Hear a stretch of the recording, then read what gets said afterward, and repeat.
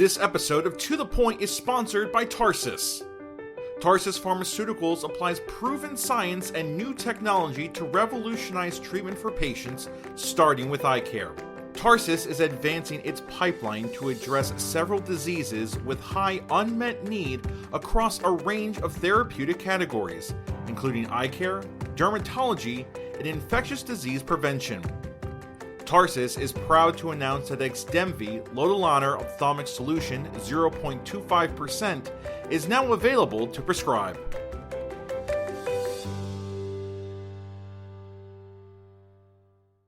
Support for this podcast is provided by Allergan, an AbbVie company. We've been creating innovative products and services for our providers and our patients for over 70 years.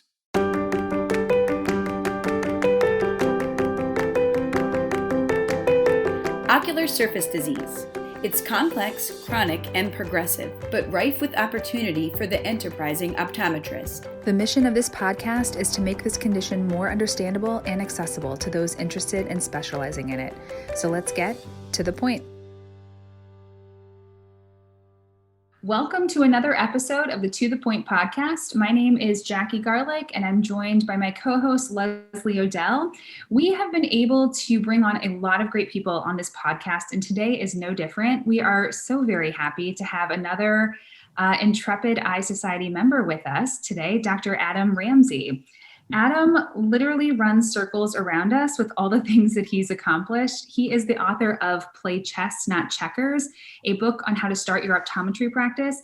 He is the owner of Socialite Vision in Florida, and he is the co-founder of Black Eyecare Perspective. We're so happy to chat with you today, Adam. Welcome. And actually, Adam, I'm actually thinking I need the Play Chess, Not Checkers book immediately. So I'm about 9 months into a cold start. So couldn't be better timing for me to talk to you. Perfect timing. And, you go through everything. And as we're recording this podcast, my office flooded out on Sunday night and shut down this week. So knowing how to open an office and also knowing how to rebuild an office, maybe will be part 2 of my Play Chess book.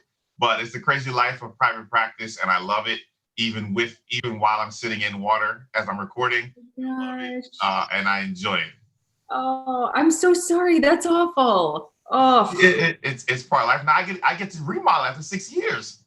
All the I wish I did the first time. Always the bright side. I like your attitude. It's fine. Well, I'm sorry that that happened with the flooding. We wanted to bring you on today to talk about a few different things. I mean, you have done a lot of things in the eye care world, and one of the things that we wanted to talk about is something that I noticed you do, which is a concierge eye care in terms of a dry eye evaluation. Can you talk about why you started that, how you market that, like what made you want to do that, and just give us a once over. Well, thanks for the question. Thanks for having me on.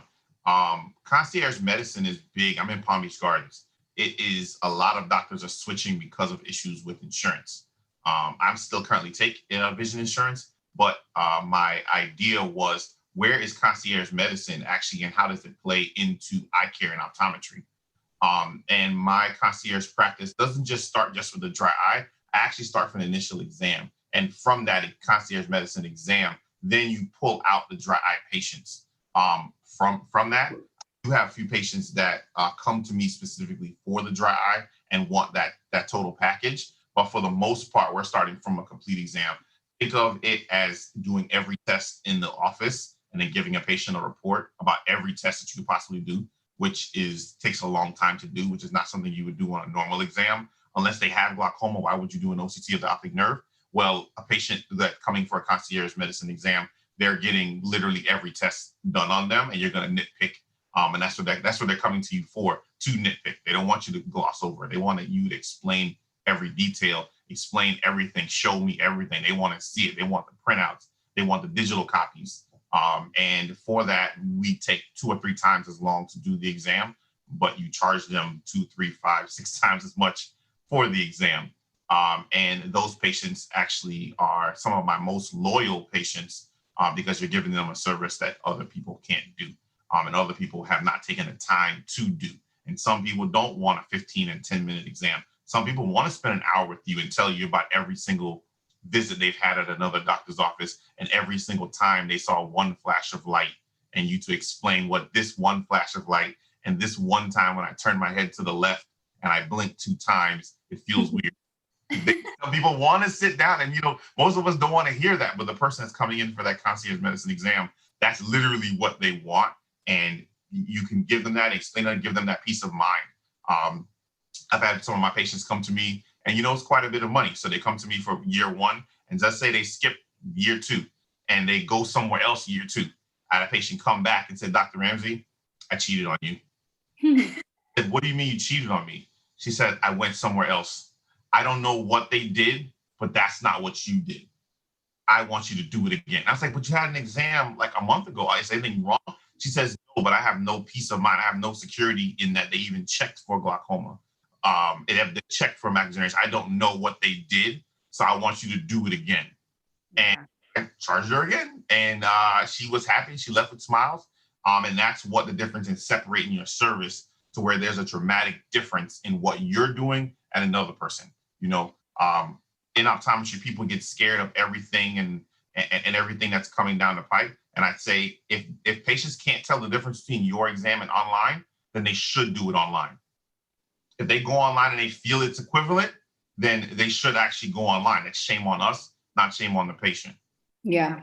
Well, I think I think that what you're doing is amazing. And I'm sure you hear from your patients all the time, are you the same kind of doctor that I just saw at X, Y, or Z? And, because I've never had an exam like this. I'm sure that, Jackie hears that as well. But so I think it's, great. But, what you're saying with concierge medicine is almost how you have to go, because even if you were doing a medically based exam, if you're doing screening or preventative care like that optic nerve OCT, you're still not able to bill insurance for something that is preventative. And patients want that, they want that wellness check, and it's great, honestly, to have the baseline to follow over, the years of your time being their clinician. So the shame is that vision plans have actually pushed us to the 15-minute exam, for sake of making money a different way. So way to think outside the box. I know. I really love that. Like a lot of concierge medicine practices, I have a few primary care physicians that do a concierge sort of model, and they are giving their cell phone number to the patient as part of their and it's like some sort of yearly membership thing. Is that how this is, or it's like a per exam thing?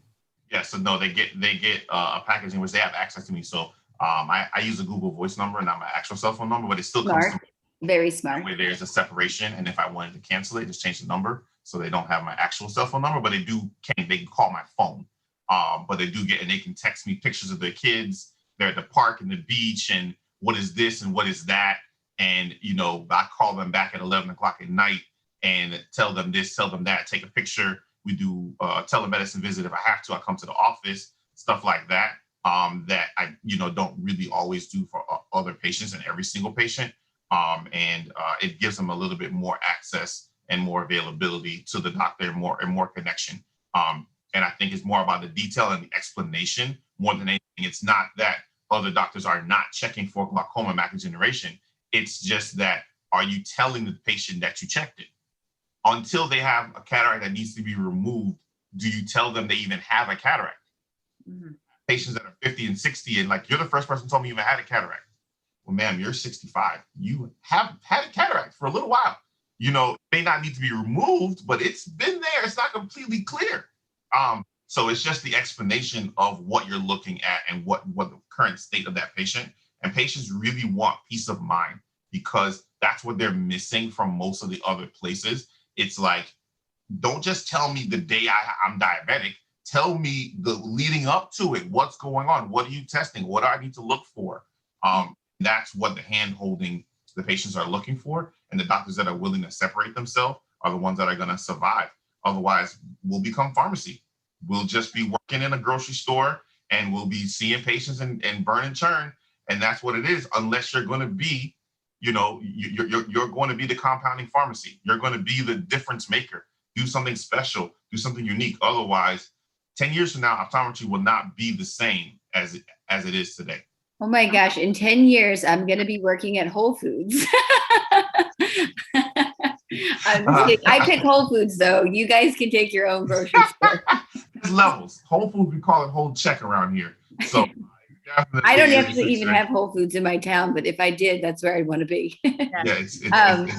So what percent of your patients are choosing that concierge type of approach? So it's more along 15%. It's not everybody. Yeah. The 15%. That seems like a good number to me. Yeah. I'm surprised. I mean, but my office, like everybody has to choose the photo and OCT. So not my non-concierge patients already pay $59 on top of their IMED for 100% of the patients. So I see less patients overall than most providers in the area, but I still do some hand holding. I still do some other things with people that don't choose to do the full package, but they're at least doing something there. So that does help my practice a lot. And so so they have this monthly, I'm so curious about this. It's like such a great idea. I really don't think many people, I don't know anyone that's doing this in eye care, but I'm sure there are others, but they pay this monthly, or no, is it a monthly or is it a yearly? Annual fee. So I just charge, I charge $5.99 for the eye exam, in which they get the eye exam. They can do contacts under that. A lot of them are contact lens patients. So that's including a contact lens eval. And then they can, and then we do a dry eye workup within that as well.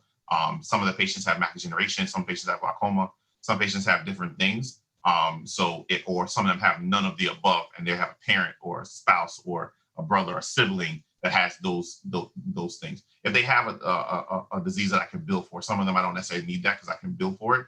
But a lot of them don't have anything that I can necessarily bill to do the extreme. Got it. Okay. And so then if someone can really just find you and say, I want a really in-depth concierge dry eye evaluation also, like they don't have to do the whole, they don't necessarily come to you for their primary care exam, but they could come to you for just this dry eye evaluation. And that's the same thing, like you're doing all of the testing that you have in your office. Yeah. Every machine I got, and I got a lot of machines in my little small office.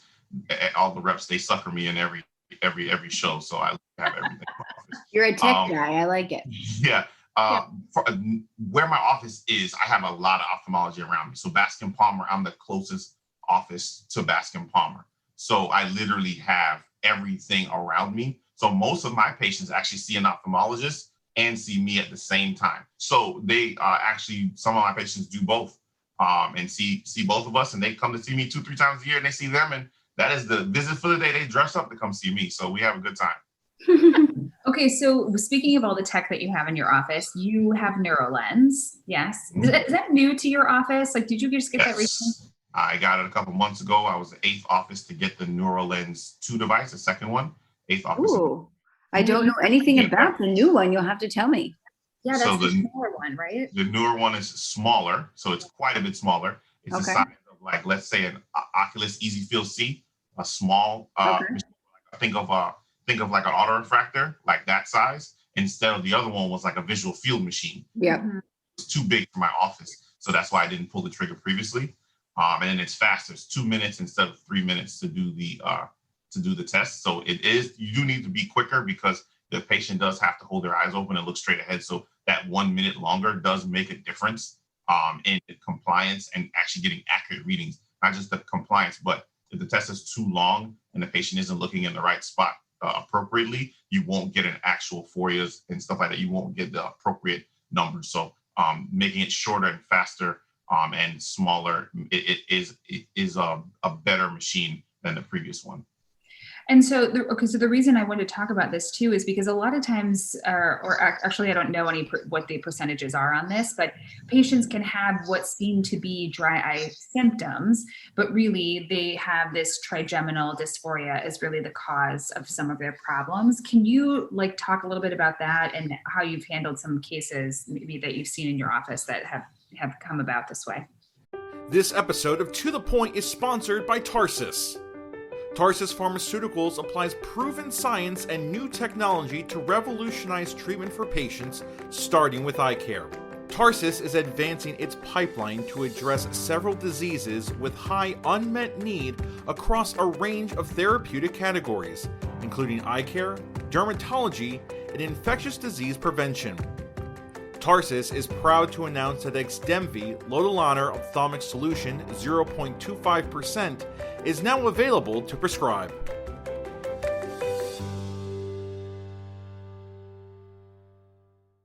So that was the one thing that I was skeptical about when I got the machine. I initially got the machine for the headaches, migraines, dizziness. That was my thing. They had a claim on there about dry eye.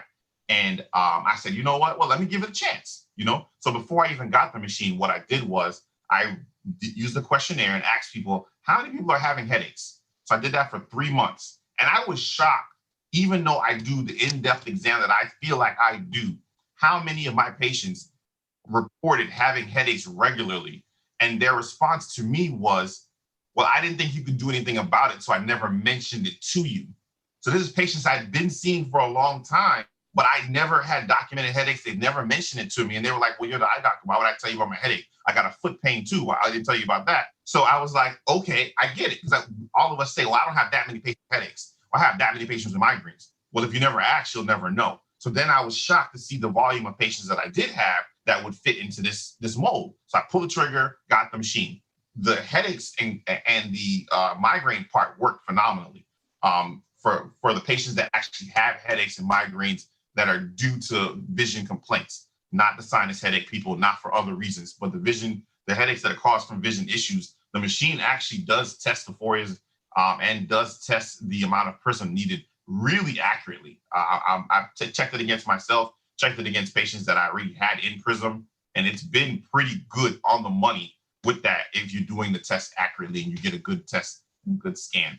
What I was trying to figure out was the dry eye component when I got it. Now, what I am seeing is that it isn't so much that somebody is documented with Demodex and SPK and blepharitis, and all of a sudden it goes away with prism. That is not what this is. This is for patients that the trigeminal nerve that innervates the eye and the lid muscles that are here that give a false reading. That the patient, when their eyes are going out or not able to see single here, they're getting a feeling and a sensation of dryness. It isn't a patient that has Demodex and blepharitis and SPK that is going away with the neural lens. And I think that's where they're not really explaining it as well as they should. It is people that you look on their eye and their eye looks fine, but yet they complain that my eyes feel dry.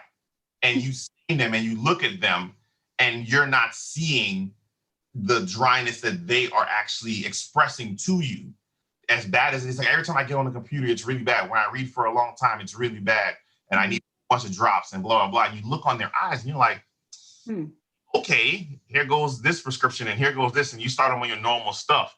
That's the patient where I'm looking and I'm taking a deeper dive. And I say, well, do you also get headaches when you're on the computer? Well, yeah, I just take a break. That's what I use my lunch hour for. I take my glasses off and I take a little break and then get back on. And I'm like, that's the patient that it works for. And that's the patient that's happy after they get the lenses. And all of a sudden now their eyes feel better. They're seeing single, more comfortable. And they actually say they see sharper and clearer because their eyes are not having to work to keep it single. It's single right away. And that's the one thing that's been really shocking is how much patients say it's much more clear to them. Mm-hmm.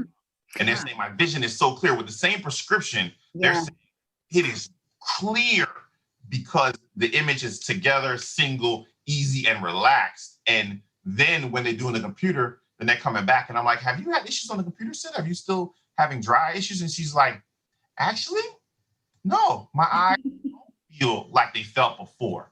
And that's where, and I don't think they've actually explained it really well. So anybody listening, that would be a better explanation. Paul Kirkpatrick did give a good talk on it and he explained it really well in that, but everybody may not have heard that that he did. But that's really what the dry eye is when they're actually referencing it in the literature.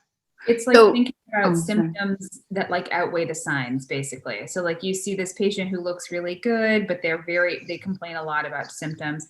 That's when you sort of think about, okay, let's get a cover test going on this patient and see what we see here. I was also reading about this in terms of like, I think that can be an easy thing to sort of miss on initial presentation. You think, oh, okay, maybe they've spent several hours and I'm seeing them in the morning and maybe they do look worse in the afternoon.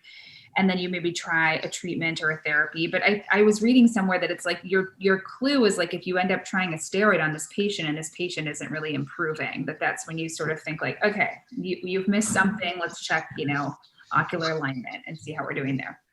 Well, I'm curious with your patients, do they actually use the word dryness, or do they use other words that describe the way their eyes feel?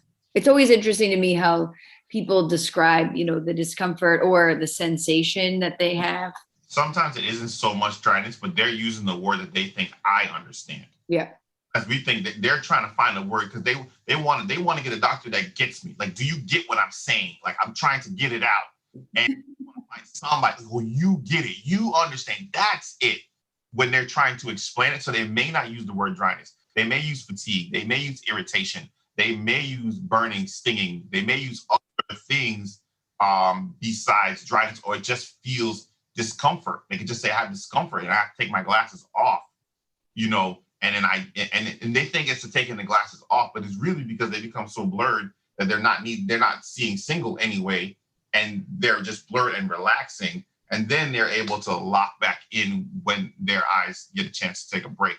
But sometimes they don't use the actual word dryness. You just kind of have to listen, and that's the key thing. Anybody in this eye care field, it's not jumping right in. If you don't know about a chief complaint, you haven't asked enough questions.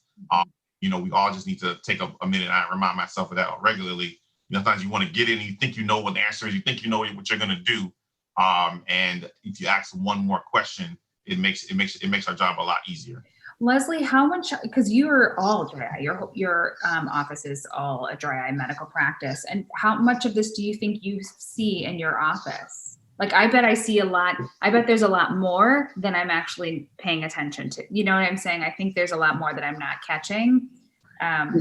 Yeah, definitely. My only thing with NeuroLens, because it's something I want to bring in, I've wanted to for a few years, and now that you tell me about version 2, I really am excited, is since I don't resell or I don't retail glasses, I've, talked to them about how can I do this model and write the script, and then they get the frame somewhere else and then, get the glasses made.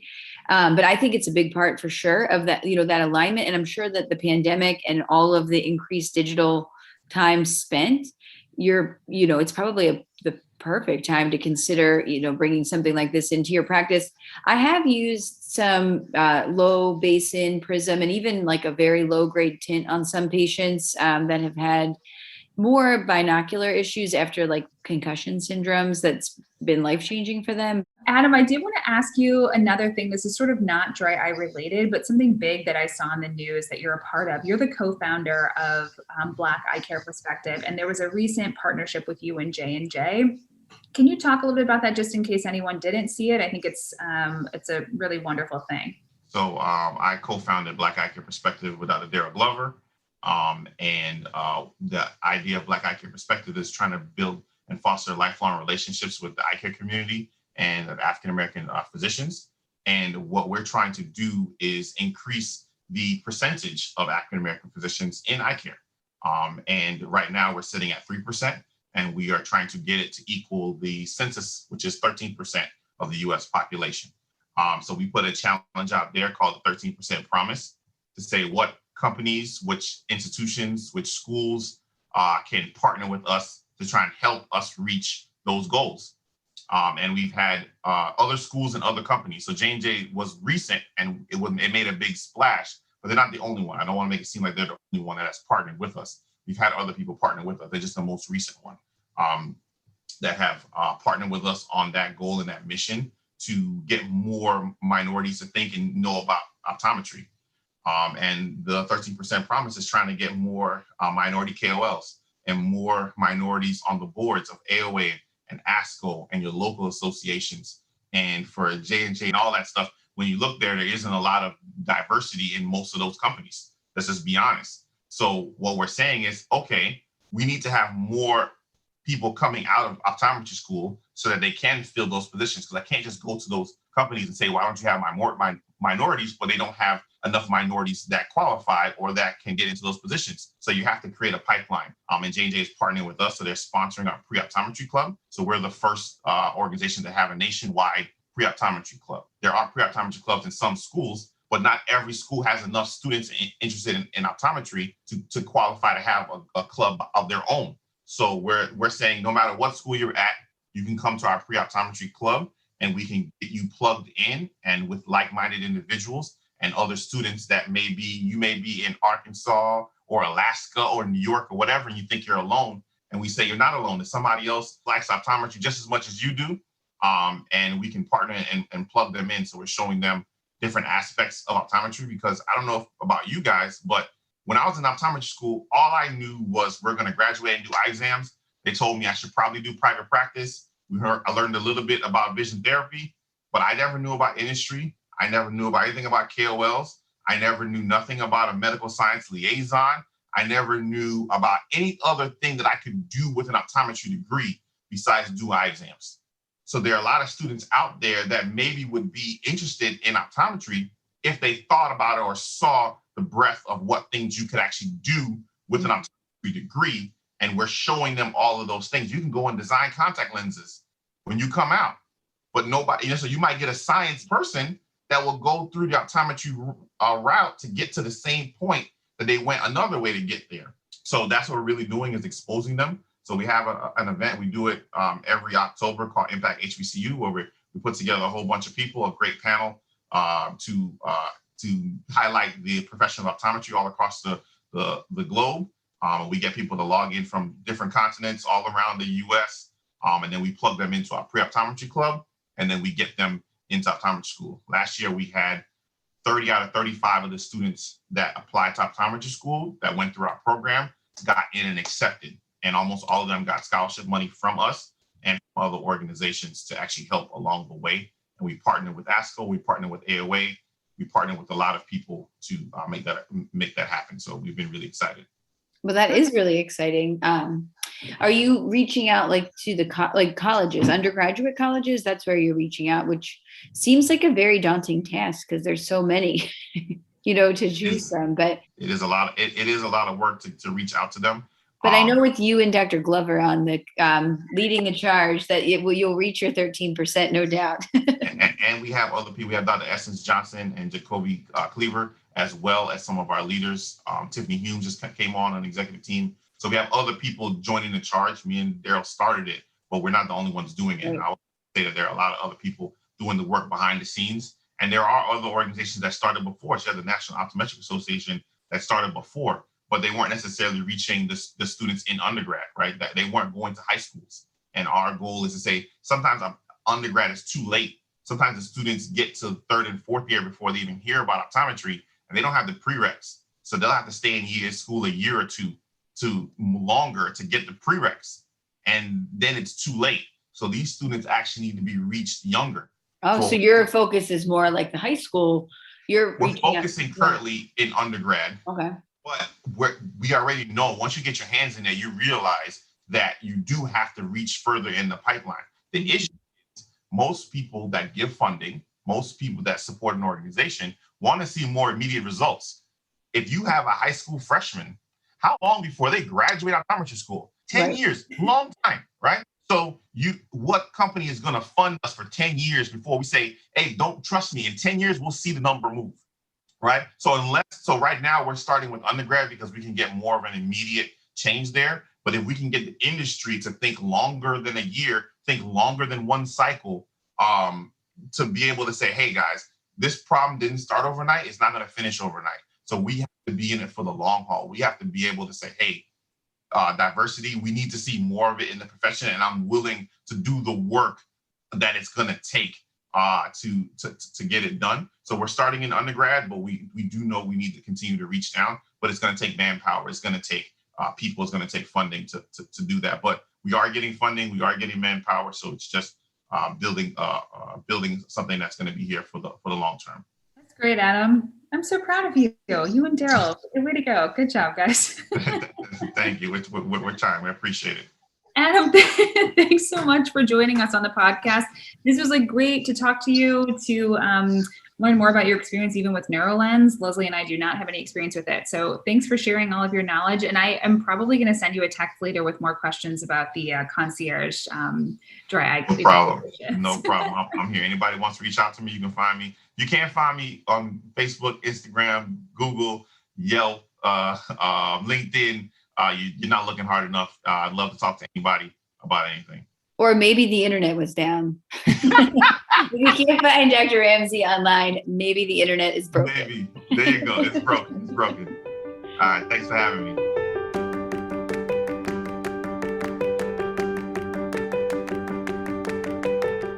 And now for the To The Point wrap-up. When thinking about your practice and building your dry eye practice, think about a couple things. Concierge medicine offers a great way to bypass vision plans and medical insurance and offer your patients the very best in care. NeuroLens helps to uncover focusing issues that sometimes could be misdiagnosed or misconstrued as dry eye by your patients. When you see things that don't add up, be the change. I challenge you, just like Dr. Ramsey, to see what might be lacking in eye care and be the change, whether it's through his movement with Black Eyecare or something that you see that just doesn't seem right.